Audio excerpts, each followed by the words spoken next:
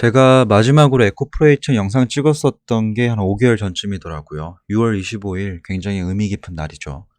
요때 운 좋게도 여기가 최저점이었습니다. 그래서 그 이후로 거의 한 2배 정도 올랐다가 지금 다시 눌리고 있는데 이 종목을 다루는 어떤 뉘앙스가 좀 달라요. 그러니까 에코프로 BM과 에코프로랑 HN이 이렇게 있다 치면 프로 BM 같은 경우에는 실적 관련된 내용들을 얘기를 하고 뭐 니켈이 어떻든 코발트가 어떻고 매장량이 어떻고 뭐 인플레이션 감축법에 대해서 에코프로 BM은 어떻게 대응하고 있고 이렇게 약간 실무적인 내용들을 얘기합니다. 그 회사가 앞으로 돈을 어떻게 벌어갈 수 있는가, 돈을 잘 벌어가는 과정에서 걸림돌은 없는가, 조금 실무적인 얘기를 많이 할 수밖에 없는 종목이 에코프로 BM이고, 에코프로 같은 경우에는 어떤 소유권 관련된 내용을 얘기하는 것 같아요. 저는 그 소유권이라 함은 이 회사의 지분 관련된 내용들, 결국 이동채 회장이 지금 있지만 자녀들이 나중에 승계 작업을 다 완료를 했을 때 회사를 가져갈 텐데,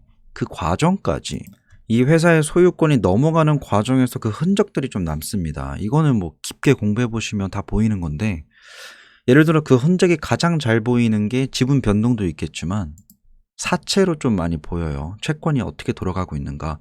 이 회사에 뒷돈을 대주고 있는 사채가 뭐 증권사 발로 나왔는데 1년 전에 나왔던 그 사채가 1년 동안의 보호 예수가 풀리면서 상장을 하게 되었고, 그들의 평단은 63,100원이다. 그래서 여기 위부터는 올라갈 수 있고 앞으로의 주가가 올라감에 따라서 그들은 팔 수 있는 어떤 기회를 잡은 거다. 뭐 그러면서 주가가 꽤 많이 올랐죠.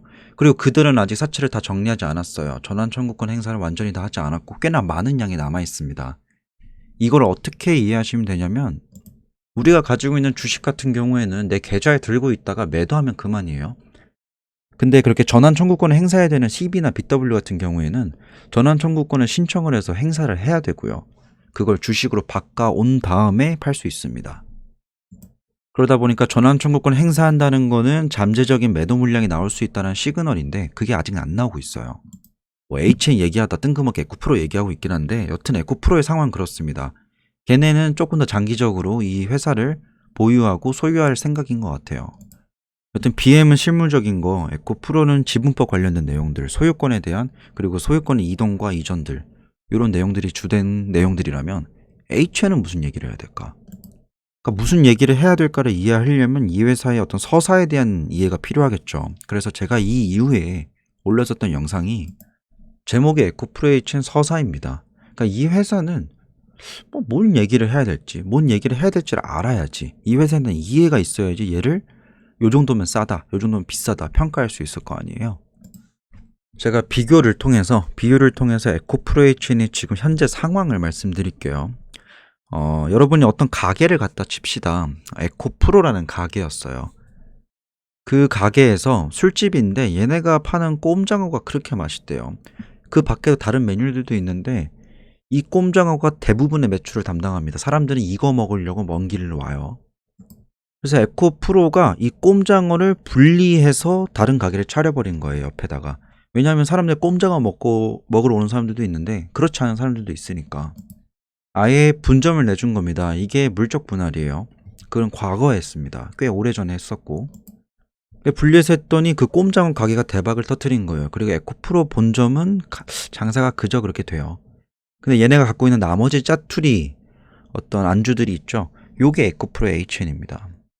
비교하면 좀 기분 나쁠 수도 있는데 뭐 사실 그래요.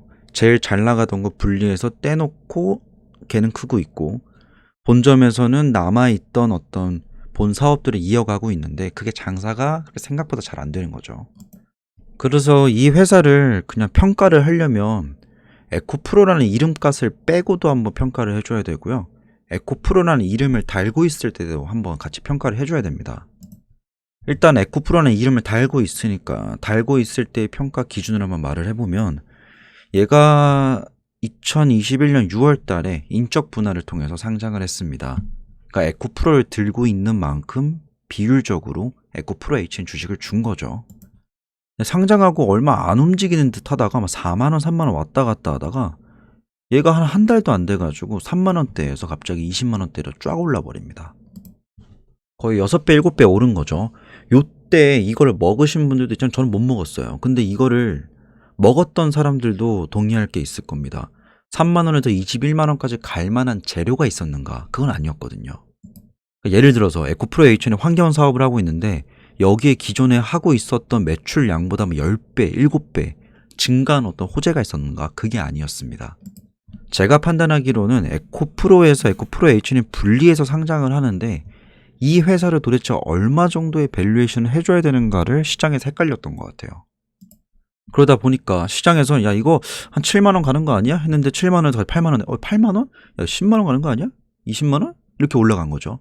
그러다 쭉 빠진 건데 실제로 이러한 현상들은 뭐 이런 일반 현물 주식은 잘 안 나오고 선물을 하다 보니 굉장히 많이 나옵니다. 그러니까 한쪽이 무너진 거예요.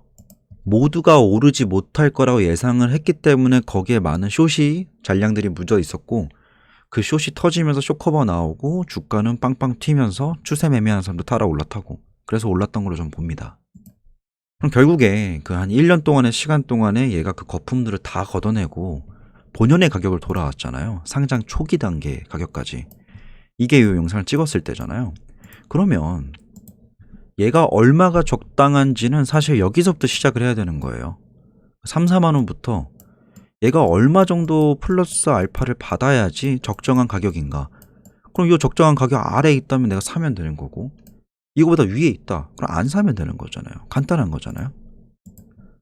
그래서 저는 크게 두 가지로 봐요. 에코프로라는 네임밸류를 가지고 있을 때 에코프로 HN과 그렇지 않았을 때 그냥 환경 사업을 하고 있는 회사의 하나로만 봤을 때 이 회사의 가치, 이 두 개를 보고 이 두 개의 평균 가중치를 한번 대략 어림잡아 보는 거죠. 그럼 이름값을 가지고 있을 때는 좀 뒤에 보고 이름값이 없을 때 이 회사가 환경사업 회사로서 어느 정도의 가치가 있는가. 이 회사를 그냥 환경회사라고 딱 놓고 봤을 때는 저는 그냥 결론부터 말하면 저평가되어 있지 않습니다. 오히려 고평가에 가까워요. 환경사업만 하는 회사라고 봤을 때는 돈은 잘 벌 줄 압니다. 그러니까 버는 방법론은 굉장히 우수해요. 매출 대비 뽑아내는 이익성도 굉장히 좋고요. 그 이익을 모아놨다가 자산의 형태 자체를 강화시키는 그 과정도 굉장히 우수합니다. 근데 결국 어차피 상대적으로 갈 수밖에 없는 거예요. 그래요. 돈을 잘 버는 건 맞아요. 잘 버는데 그 규모 자체가 작습니다. 버는 방법은 아는데 매출 규모 자체가 작은 거죠. 시총에 비해서 작습니다. 얘가 만약에 시총이 예를 들어서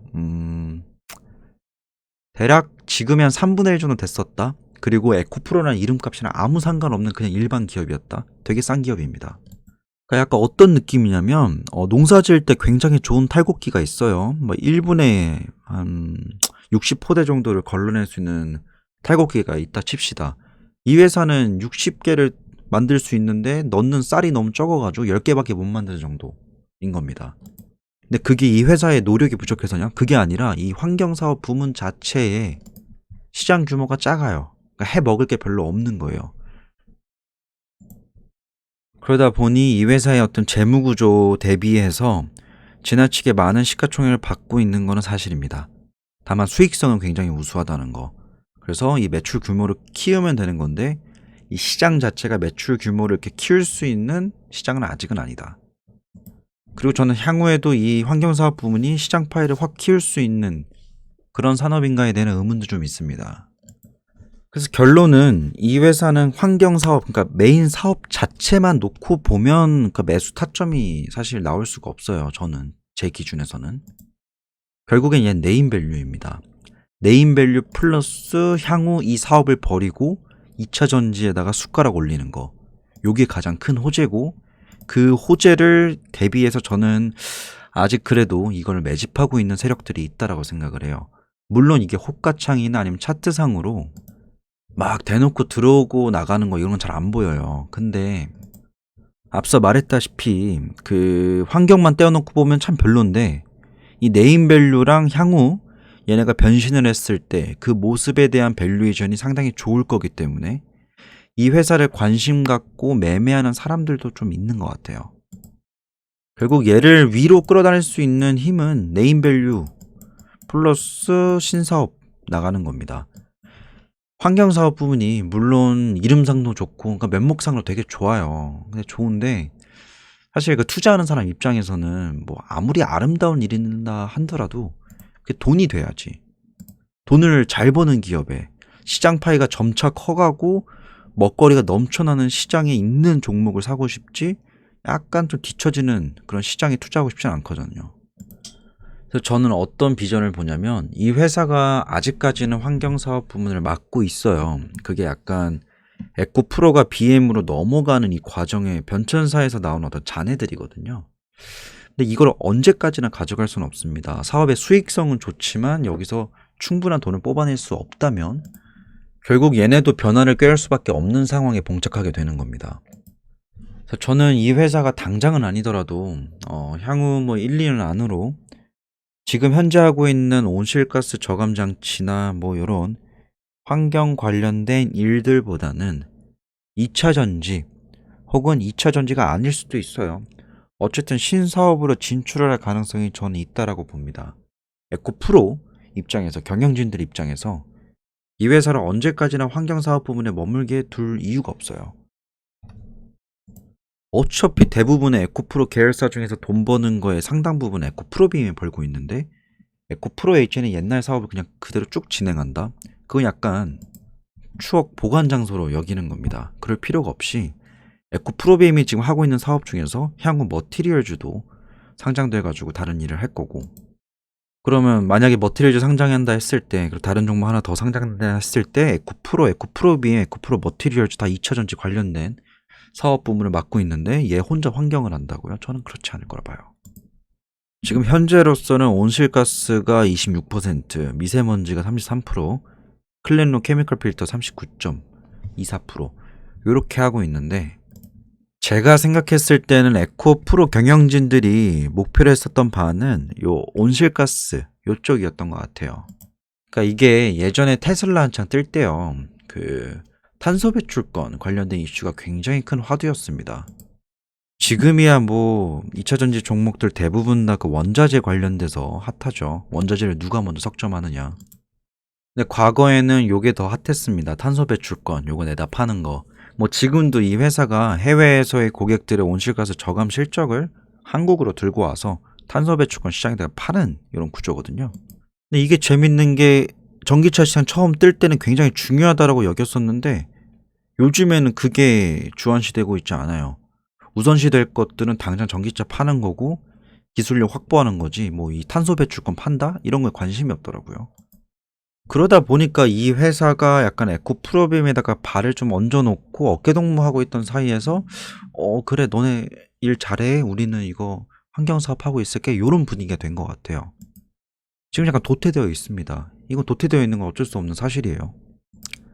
자 그래서 결론을 내야겠죠. 결론은 이 회사를 그냥 이전에 하던 사업을 쭉 이어왔던 회사로 봐야 되는 거고 환경사업 부문만 딱 띄워놓고 봤을 때 에코프로라는 네임밸류를 떼놓고 봤을 때 이 회사가 과연 저평가일까? 저평가는 아니다. 수익성은 매우 우수하고 돈을 뽑아내는 능력은 있지만 그 매출 자체가 규모가 너무 작고 그리고 매출이 작은 건 고질적인 문제다. 이 시장 자체가 그렇게 크지 않기 때문에 그게 제일 큰 문제고 그렇다면 그런 모든 거품들을 다 제하고 나서 이 회사는 저평가가 아닌데 얘의 투자 매수 포인트는 뭐가 될 수 있는가? 향후 이 사업들을 조금 치워놓고 2차 전지가 됐던 뭐 전기차 시장으로 뛰어들건 아니면 뭐 폐배터리 재활용하는 것도 환경으로 묶일 수 있는 이슈잖아요. 저는 폐배터리 재활용도 얘네가 뭔가를 할 수도 있다라고 봐요. 당장 그 기술이 없더라도 명분은 충분합니다. 회사의 이름상으로. 혹은 지금 2차 전지 쪽만 지금 계속 관심을 가지고 있는데 수소 쪽으로 갈 수도 있죠. 수소 쪽으로 갈 수도 있는 거고 에너지 발전 쪽으로 갈 수 있는 거고 지금은 BM과 좀 동떨어져 있어요. 별개의 사업을 하고 있는 형태인데 나중에는 BM을 좀 서포팅하는 역할로 갈 수 있다는 말이죠. 얘네가 서포팅하고 머티리얼즈 상장해가지고 폐배터리 쪽으로 완전히 들어가 버리고 그러면 지금 당장 시장에서도 얘를 2차 전지 관련주로 안 보고 환경 관련주로 봅니다. 뭐 탄소 배출권, 온실가스, 뭐 클린룸 이런 관련주로 봐요. 그래도 시장에서 가장 핫한 그런 종목들로 따라가려면 어쩔 수 없이 2차 전지건 어떤 명분이든 만들어서 그 시장에 뛰어든 액션들이 필요할 거다. 그게 당장은 아니더라도 저는 1, 2년 안으로 그런 일을 할 거라고 보고요. 그렇게 놓고 봤을 때는 이 회사의 지금 가격대는 충분히 괜찮은 가격대다. 제가 보수적으로 얘기를 하는 게 사실 제 말 듣고 막 샀다가 괜히 대응을 어떻게 해야 되냐 물어볼까 봐. 요때도 그렇게 얘기를 했는데요. 사실 지금도 저는 요 구간 내에서는 이 회사가 어떠한 뭐 특이한 포부를 밝히지 않는 이상 요 안에서 놀 겁니다. 근데 만약에 얘네가 지금의 이 환경사업 부문에 대한 집착을 좀 버리고 우리도 이제 대세 따라갈래 라고 한다면 전 요 추세 따라갈 거라 봅니다. 꽤나 황홀한 얘기죠. 근데 다만 이게 얼마나 걸릴지 모른다는 게 함정입니다. 아무튼 오늘의 영상은 요 정도로 마무리하는 게 좋을 것 같습니다. 최근 BM도 오르고 좀 눌리고 있고 에코프로도 신고가를 찍고 이렇게 눌리고 있는데 그거에 비해서 에코프로 H는 바닥을 기고 있죠. 저는 에코프로 H도 충분히 잘 보셨으면 좋겠습니다. 괜찮은 종목이고요. 포텐셜이 더 큰 종목이라고 저는 생각을 합니다. 이와 관련된 내용들을 제가 멤버십 영상에다 사실 이전부터 계속 올려왔어요. 근데 에코프로 HN 같은 경우는 차트적인 어떤 설명은 각자의 판단에 맡기겠습니다. 오늘의 영상 여기까지입니다.